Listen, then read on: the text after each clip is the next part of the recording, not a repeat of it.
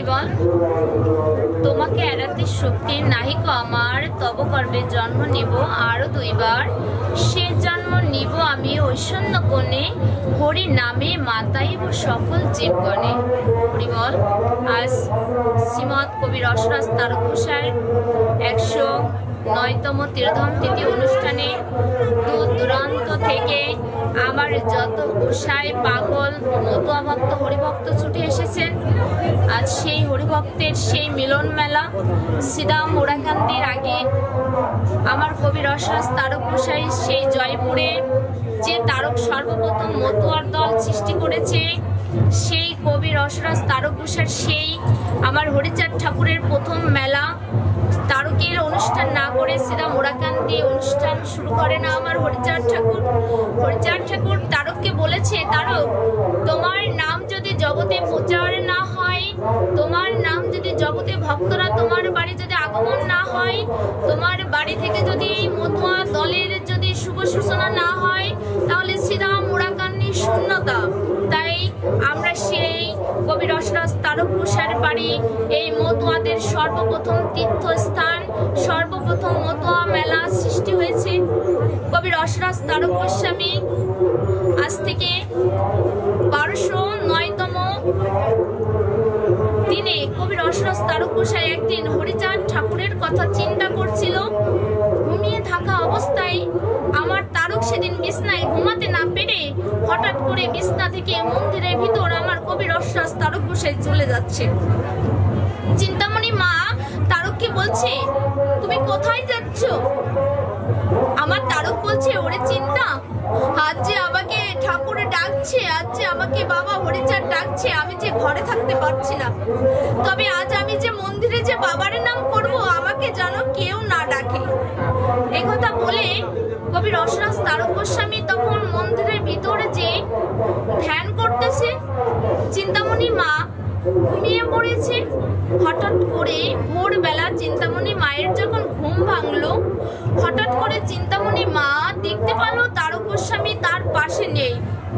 আমার চিন্তামা তখন ঘরের চারিদিকে যখন খুঁজছে, তারককে দেখতে না পেয়ে চিন্তামণি মা তখন দৌড়িয়ে যখন মন্দিরের ভিতর যে দেখে আমার কবি রসরাজ তারক গোসাই আমার হরিচাঁদের সেই পূর্ব দিক তাকিয়ে হরির ধ্যান করছে এমনই মায়াবী ভাবে।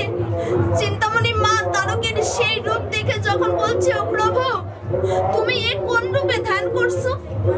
আমার চিন্তামণি মা যখন কবি রসরাজ তারক গোসাইকে যখন স্পর্শ করেছে, আমার কবি রসরাজ তারক গোস্বামী সেই সময় মস্তক ছিন্ন হয়ে চিন্তামণি মায়ের কোলে আমার তারক ঢলে পড়েছে। আর তার একটি জ্যোতিষময় রূপ হরিবল হরিবল করতে করতে সেই পূর্ব দিকে শ্রীদাম মোড়াকান্দির উদ্দেশ্যে রওনা হয়েছে। ভোরবেলা যখন জয়পুরের বাসিন্দারা যখন মাঠে গরু নিয়ে যায়, তখন দেখে তারকের বাড়ি এমন একটি জ্যোতিষময় রূপ সৃষ্টি হয়েছে। ভক্তরা ভেবেছে জয়পুরে তারকের বাড়ি বোধহয় আগুন লেগে গিয়েছে, এত আগুনের রশ্মি কোথা থেকে আসছে। ভক্তরা তখন দৌড়ে এসে আমার সেই জয়পুরের তারকের বাড়ি এসে দেখে আমার চিন্তামণি মা তারককে কোলে করে নিয়ে শুধু নয়ন জল ছেড়ে দিয়ে শুধু তারকের কোলে নিয়ে শুধু হরি নাম করছে। ভক্তরা তাই দেখতে পেয়ে আমার কবি রসরাজ তারক গোসাই দেখে মস্তক ছিন্ন হয়ে তার চারিদিকে জ্যোতিষময় রূপ আমার সেই ও আমার হরিচাঁদের তোতা পাখি উড়াকান্তের উদ্দেশ্যে রওনা হয়েছে।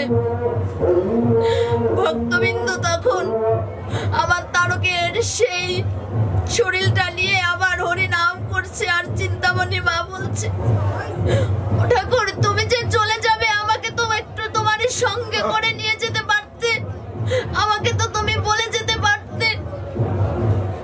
তুমি তো শুধু বলেছো যে আজ শুধু ঠাকুরের ধ্যান করবে, আজ শুধু হরি নাম নেবে, কেন আমাকে হরি নাম নেওয়া থেকে বঞ্চিত করলে? আমাকে কেন তুমি তোমার এই ধরাধামে রেখে গেলে? আজ সেই কবি রসরাজ তারকের সেই তীর্থধাম তিথি অনুষ্ঠান, আজ সেই মন্দিরে আমার চিন্তামণি মা আজও হয়তো বা আমার রসরাজ তারককে নিয়ে হরিভক্তদের নিয়ে আজ সেই মিলন মেলা সৃষ্টি করছে। আমার তারক আজ সব পারিষদ নিয়ে, আমার হরিচাঁদ ঠাকুরের যত গোসাই পাগল সবাইকে নিয়ে আজ সেই হরি নাম করছে। আজ সেই হরি নামের সেই প্রেম বন্যা আমরা যারা জয়পুরের ভূমিতে এসেছি হরিভক্ত, আমরা সেই তারকের সেই প্রেম বন্যা আমরা সেই উপভোগ করতে পারছি।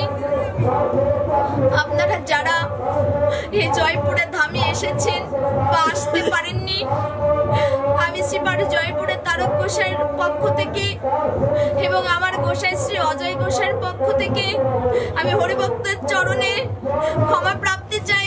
হরিভক্ত, আমার রসরাজ তারক তোমাদের যেভাবে ভালোবাসতো আমরা তো ভালোবাসতে পারি না।